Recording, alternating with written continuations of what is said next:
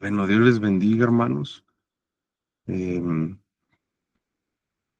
Antes de iniciar, creo que es importante que comentemos, porque tenemos pues muy espaciadas las sesiones de estudio del libro de Nehemías, que como ya estudiamos desde una perspectiva histórica, lo que había sucedido en el libro de Esdras, y si ustedes se dan cuenta, Nehemías retoma 80% de esta narrativa, pues ahorita hemos eh, pues sentido de parte de Dios hacerlo como más de tipo devocional, algo como que no demerita el estudio histórico, evidentemente, porque lo retomamos, pero dirían algunos hermanos, buscamos el lado aplicativo, ¿no? Como que esta área donde se vuelve práctico pues los principios bíblicos que vamos por ahí viendo en las narrativas de los problemas que enfrentan pues estos personajes, ¿no? Entonces, vean por favor que, digo, la sesión de hoy en cierto sentido es un poco breve y nosotros vemos en Nehemías, ¿verdad? Nehemías 3 y 4 tres desafíos a los que se enfrenta Nehemías y se me hace muy interesante porque la sesión pasada pues abordábamos precisamente qué es lo que necesitamos para poder alcanzar los propósitos de Dios para nuestra vida. Y ahora la Biblia pues ya nos presenta, ¿verdad? Nuevamente, pues ahora desafíos eh, tanto de afuera como de adentro del pueblo, estorbaban para alcanzar a este propósito que Dios le había dado a Nehemías de reconstruir los muros de Jerusalén. Y es por eso que hemos deseado dar este enfoque como más devocional, ¿no? Si nos damos cuenta, eh, hay tres desafíos principalmente. El primero de ellos es el desafío de la poca participación de algunos elementos del pueblo, ¿no? Estos individuos, ahorita ya lo vamos a destacar, pero pues eran individuos económicamente y socialmente muy bien posicionados. Entonces, lejos de lo que se pensaba o de lo que se pensaría, pues es que estos individuos no apoyaron la reconstrucción de los muros de Jerusalén. Un segundo desafío, pues es que se presenta desánimo en el pueblo. Entonces, Nehemías le hace frente precisamente a esta situación por medio de la acción, ¿verdad? Por medio de hacer organizaciones de guardias para poder trabajar y custodiar estos trabajos de construcción. Y esto nos lleva a pensar que también nosotros debemos de tomar acción en estos momentos de debilidad que nosotros percibimos. Y el tercer punto o el tercer elemento que vamos por ahí a estar estudiando, pues son que Nehemías, ¿verdad? Encuentra amenazas, pues de parte de los extranjeros que buscaban que frenara la reconstrucción de los muros. Ya habíamos hablado de que Artajerjes años antes había dicho que no a Esdras, ahora le había dicho que sí a Nehemías, pero esto también nos deja una enseñanza en la vida práctica, ¿no? En nuestra vida cristiana. Y es que muchas veces nos enfrentamos a situaciones que son ajenas a nosotros, que no podemos controlar, pero que frenan el cumplimiento del propósito de Dios para nuestra vida. Entonces, la sesión del día de hoy, pues tiene este enfoque de permitirnos ver que Nehemías, ¿verdad? Ya había eh, atravesado este tipo de obstáculos, pero lo que buscamos en la sesión del día de hoy, pues es saber qué hizo Nehemías en estas tres situaciones que nosotros todavía enfrentamos, ¿no? El desánimo, la poca o nula participación de personas que tienen la economía y muchos otros elementos para apoyar el ministerio y las amenazas externas, ¿no? Que se presentan en el ministerio. Entonces vamos a ver qué podemos hacer. Esto es un punto yo creo que muy importante para todos nosotros, porque todos tenemos un propósito de Dios en nuestra vida. Entonces, pues espero que sea de bendición. Vean en Nehemías 3:5, ahí les pongo el versículo, igual ustedes si gustan ver el contexto inmediato, lo pueden buscar. Nehemías 3:5 bueno, antes les platico, fíjense, todo este capítulo 3, si ustedes se dan cuenta, habla de la reconstrucción de los muros. Se empiezan a dar una serie de elementos muy interesantes en este proceso de reconstrucción de los muros, tanto en la mente y en el corazón del pueblo como en los extranjeros. Pero este versículo en específico nos hace ver que vamos a presentar problemas muchas veces económicos para alcanzar el propósito de Dios para nuestra vida. Vea lo que dice la Biblia. E inmediato a ellos restauraron los tecoitas. Todos los versículos anteriores hablaba de distintos varones que estuvieron apoyando en la reedificación de los muros. Y vea lo que dice. Pero sus grandes no se prestaron para ayudar a la obra de su Señor. Aquí debemos de empezar a contextualizar que Nehemías estaba pasando por una situación donde había personas económicamente súper bien posicionadas del pueblo, a pesar de lo que estaban pasando, a pesar del regreso del cautiverio de Babilonia, porque acuérdense que ya había regresado Nehemías para esta época en específico, y había gente rica que si nosotros pensamos desde la lógica humana, diríamos, bueno, los ricos van a apoyar el ministerio, van a apoyar la obra de Dios, pero desde la época de Nehemías no es así. Entonces, sí debemos de preguntarnos cuando nosotros tenemos problemas económicos en el ministerio, cuando nosotros tenemos problemas en nuestra vida personal, para alcanzar el propósito de Dios. A lo mejor alguno de los que estamos aquí, Dios les ha dado este ministerio de servir a los niños, de servir en grupos de alabanza o en la enseñanza y la predicación. Y usted necesita sí o sí dinero para comprar Biblias de estudio, materiales para los niños y muchas otras cosas que usted va a ocupar en su ministerio.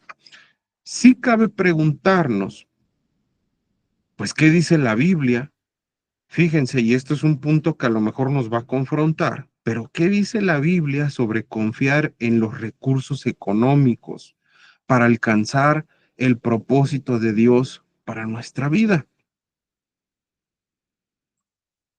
Vamos a Proverbios. Proverbios 11, digo, hay muchas partes de Proverbios que nos van a hablar acerca de esto, pero Proverbios 11, ¿verdad? Nos habla mucho acerca de los aspectos de la mayordomía financiera. Y dentro de ellos, pues nosotros vamos a observar que existe también principios de administración en la economía que nos van a permitir alcanzar el propósito, el ministerio que Dios tiene para nosotros.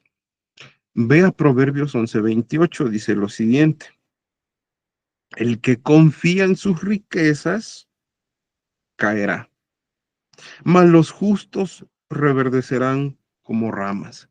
Lo primero que debemos de entender para alcanzar el propósito de Dios para nuestra vida es que si bien la economía es un factor importante, pues no es el factor principal. De hecho, la Biblia nos invita incluso a no confiar en las riquezas. Si nosotros vemos, ¿verdad? Primera de Timoteo 6:17 nos dice algo muy parecido.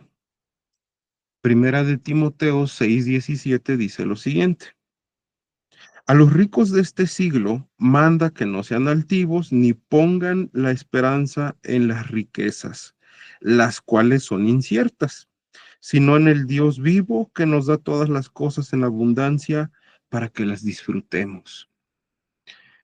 Creo que uno de los principales problemas que pudo haber enfrentado Nehemías es esto, pensar que probablemente estas personas ricas pues iban a aportar económicamente para que fuera mucho más rápido el proceso de construcción de los muros.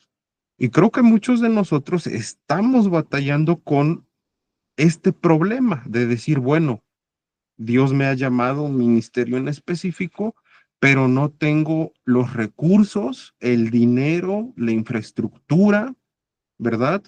Los recursos, acuérdense que se dividen en recursos humanos y recursos materiales, recursos de logística, ¿verdad? Y recursos intelectuales. Entonces, si no tenemos los recursos, debemos de tener presente que Dios es el que hace posible que estos recursos lleguen a nuestras manos.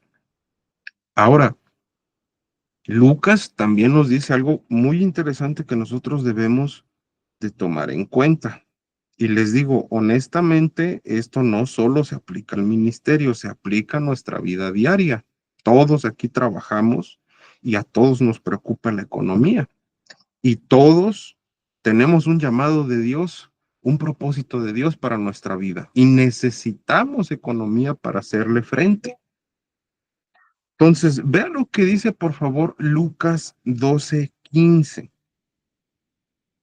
Lucas 12:15, y les dijo, mirad y guardaos de toda avaricia, porque la vida del hombre no consiste en la abundancia de los bienes que posee.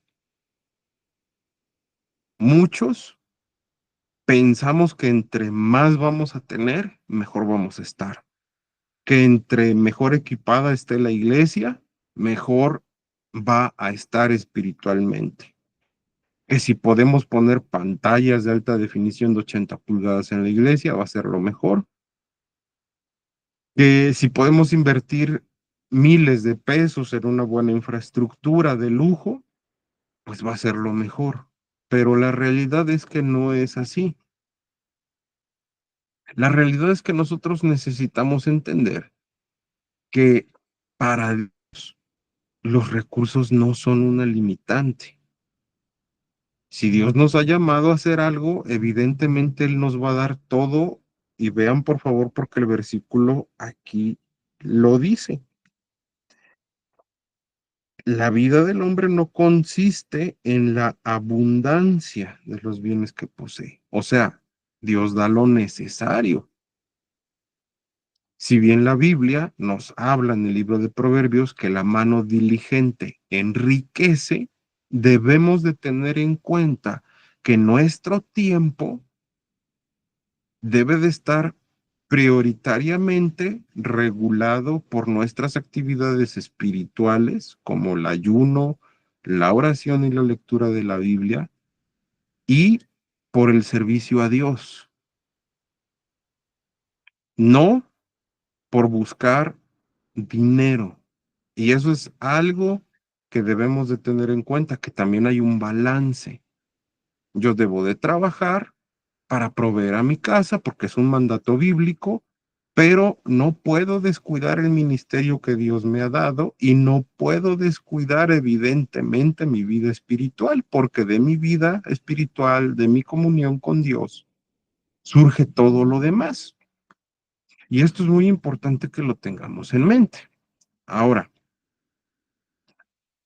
Nehemías se encuentra otro desafío. Ya el capítulo 4, ¿verdad? De Nehemías nos habla de la oposición de las personas extranjeras. Pero si usted ve en el libro de Nehemías, en los primeros versículos, se va a percatar de algo que es normal y es el desgaste físico y emocional que vivimos los seres humanos. De hecho, se dice que una con un cansancio crónico está muy vinculada a la depresión. De ahí es que muy probablemente algunas personas del continente asiático, pues tengan la tendencia a quitarse la vida, ¿no? Tenemos índices muy altos de eso. Y vea por favor que los primeros versículos del capítulo 4 hablan de la confrontación extranjera, pero hay una parte que es totalmente humana, que no es pecaminosa y que se narra aquí. Y vean lo que dice en el versículo 10. Y dijo Judá, las fuerzas de los acarreadores se han debilitado y el escombro es mucho y no podemos edificar el muro. Quienes hemos trabajado en la construcción sabemos que es pesado levantar piedras. Pero aquí vemos dos cosas que se mezclan y es el cansancio físico y es el desánimo que viene por la confrontación de Sanbalat y de Tobías. Y el desánimo, hermanos, es algo que todos vamos a pasar en el ministerio, en nuestra vida espiritual, en nuestra comunión con Dios, la vamos a experimentar. Y el problema no es ese, el problema es cómo reaccionamos al desánimo. Porque si yo estoy desanimado, yo no voy a poder darle cumplimiento al ministerio de Dios que me ha encargado. Y entonces vale la pena preguntarnos qué dice la Biblia sobre cómo podemos reaccionar cuando tenemos desánimo para alcanzar el propósito de Dios para nuestra vida. Bueno, hay dos pasos importantes que debemos de dar. El primero es buscar fortaleza en Dios y en su palabra. Vean, por favor, qué es lo que dice la palabra del Señor en el libro de Isaías, capítulo 40,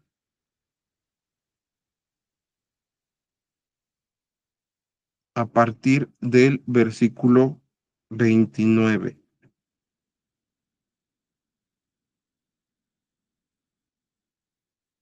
Isaías 40, versículo 29 al 31. Dice lo siguiente: Él da esfuerzo al cansado y multiplica las fuerzas al que no tiene ningunas. Los muchachos se fatigan y se cansan, los jóvenes flaquean y caen, pero los que esperan a Jehová tendrán nuevas fuerzas, levantarán alas como las águilas, correrán y no se cansarán, caminarán y no se fatigarán. Nosotros vemos en el ministerio más precioso del mundo, en el ministerio de nuestro Señor Jesucristo, una etapa de desánimo, cuando nuestro Señor Jesucristo estaba en el huerto del Getsemaní, que recuerde que significa triturado. Él hace una oración muy particular y dice: estoy muy abatido hasta la muerte. Si usted se pone a pensar, nuestras emociones son muy fuertes al grado de que pueden frenar nuestro desempeño en el ministerio, nuestro desempeño en la vida espiritual. Y entonces es necesario que nosotros busquemos fortaleza en Dios, porque nos va a llegar el momento en el cual ya no queramos servirle a Dios, en el cual pensemos que las promesas de Dios ya no están para nosotros, porque nos sentimos cansados, nos sentimos secos espiritualmente y entonces decimos: Dios, yo ya no puedo con esta tarea. Y es de humanos reconocer que evidentemente nuestra fuerza no es suficiente para lograr lo que Dios quiere en nuestro ministerio y en nuestra vida espiritual. Pero aquí la palabra nos dice que Dios da esfuerzo al cansado, que saca fuerzas, nos da fuerzas. en medio de donde no las hay. Si tú reconoces que tu vida cristiana ya está seca, que tu ministerio está en las últimas, pues necesitas de Dios, porque cuando nosotros estamos consciente o inconscientemente alejándonos de Dios, viene el desánimo. Habrá honrosos casos donde no es así, pero necesitamos procurar que nuestra vida esté vinculada 100% a Dios. Otra cosa que debemos de hacer es perseverar, porque evidentemente Dios nos va a apoyar, nos va a dar una fuerza física, espiritual, emocional para dar cumplimiento al propósito que Él ha demarcado para nuestras vidas, pero nosotros también tenemos que ponerle nuestra parte. Y esto aplica no solo al ministerio, sino evidentemente a la vida cristiana. Gálatas 6:9. Fíjense que precisamente Gálatas 6 está escrito en el contexto de la restauración y también del aspecto ministerial. Y entonces Pablo escribe algo muy interesante en el versículo 9 de Gálatas capítulo 6. Dice, no nos cansemos pues de hacer bien, porque a su tiempo segaremos si no desmayamos. O sea, esta es una condicionante. Si no desmayamos, si persistimos, entonces, ¿verdad? Podremos cosechar, llámese en tu relación con Dios. Si tú permaneces fiel, si tú lo buscas constantemente, vendrán tiempos de refrigerio en la presencia del Señor. Si tú tienes problemas con alguno de tus hijos, o con tu ministerio, o con tu vida económica, o con lo que sea que tú tienes problemas, si tú perseveras en hacer lo que tienes que hacer porque tú ya lo sabes, y si eres obediente a la palabra, y si amas al Señor y perseveras, entonces verás un fruto. De lo contrario, no verás nada. Porque Santiago dice que aquellos que piden y son inconstantes en sus caminos, son de doble ánimo, no recibirán nada de parte de Dios. Ahora, Nehemías también se enfrentó a los problemas con estos enemigos extranjeros. El versículo 11 de Nehemías 4 también nos habla precisamente acerca de esta problemática. Entonces vea, por favor, Nehemías 4:11 dice, y nuestros enemigos dijeron, no sepan ni vean hasta que entremos en medio de ellos y los matemos y hagamos cesar la obra.